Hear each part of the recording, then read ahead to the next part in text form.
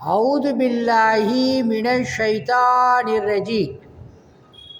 உங்களுக்கு சொர்க்கத்தை படைத்து உங்களையும் உங்கள் மனைவி மக்களையும் சொர்க்கலோகத்தில் குடியமர்த்து உங்களை பார்த்து கொண்டிருக்கக்கூடிய வல்ல இறைவனை போற்றி புகழ்ந்து நமது தலைவர் நபி ஸல்லல்லாஹு அலைஹி வஸல்லம் அவர்களுடைய துவா பரக்கத்தினாலும் ஃபேஸ்புக் நண்பர்களுக்கும் யூடியூப் நண்பர்களுக்கும் அஸ்ஸலாமு அலைக்கும் வரஹமத்துல்லாஹி வபரகாத்தஹு ஆன்மீக முறையில் ஓதி விடப்படும் அல்லாஹுடைய மாபெரும் கிருபையை கொண்டு குணமாகும்.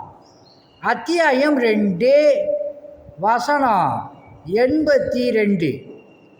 எவர்கள் நம்பிக்கை கொண்டு நற்செயல்களை செய்கிறார்களோ அவர்கள் சுவர்க்கவாசிகள், அவர்கள் அங்கு என்றென்றும் இருப்பார்கள் அப்படின்னு சொல்லி அல்லாஹ் சுப்ஹானஹு தஆலா இந்த வசனத்தில் சொல்கிறான். உதாரணம், சொர்க்கலோகம் இந்த உலகத்தை விட பல மடங்கு பெருசாக இருக்கும். நன்மைகள் அதிகமாக செஞ்சால் அவர்களுக்கு தகுந்த மாதிரி சொர்க்கம், நன்மைகள் கம்மியாக செஞ்சால் அதுக்கு தகுந்த மாதிரி சொர்க்கம். சொர்க்கலோகத்திலையும் பணக்காரர்கள் ஏழைகள் உண்டு. சின்ன பிள்ளையிலேன்னு ஒரு மனிதர் வணக்க வழிபாடுகளில் ஈடுபட்டுக்கிட்டு இருக்காரு, அவருக்கு அதிகமான நன்மை. இறந்து போகிறதுக்கு ஒரு மாதத்துக்கு முன்னால் ஒருத்தவர் தொழுகிறார். அதனால் அந்த சின்ன பிள்ளையிலேண்டு வணங்கக்கூடியவரும் அந்த ஒரு மாதத்துக்கு முன்னால் இறந்து போகிறதுக்கு ஒரு மாதத்துக்கு முன்னால் வணங்கக்கூடியவர்களும் சமமாவார்களான் என்றால் சமமாக முடியாது. அங்கே சொர்க்கலோகத்திலேயா பணக்காரர்கள் ஏழைகள் உண்டு.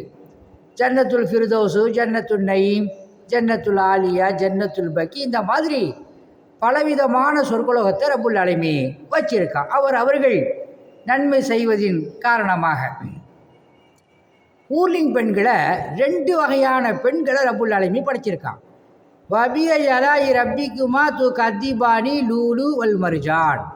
ஃபஸ்ட்டு ரேங்கில் உள்ளவங்களுக்கு முத்துக்களை போன்ற பெண்கள் வெள்ளை கலரில் இருப்பாங்க. செகண்ட் குவாலிட்டியில் உள்ள சொர்க்கவாதிகளுக்கு சிகப்பு கடலில் உள்ள பெண்கள். சூரத்துல் வாக்கியால் அல்லாஹ் சுப்ஹானஹு தஆலா இதை பற்றி சொல்லுவான்.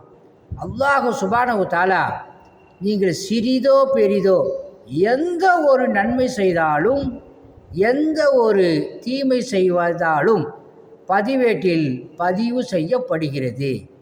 அல்லாஹுடைய மாபெரும் கிருபையை கொண்டு உங்களையும் என்னையும் சொர்க்கலோகத்தில் குடி அமர்த்துவான் என்று வேண்டி விரும்பி கேட்டுக்கொண்டு எனது சிறிய உரையை முடிக்கின்றேன். வாஹிர் தவானா அல்ஹம்துலில்லாஹி ரப்பில் ஆலமீன். அஸ்ஸலாமு அலைக்கும்.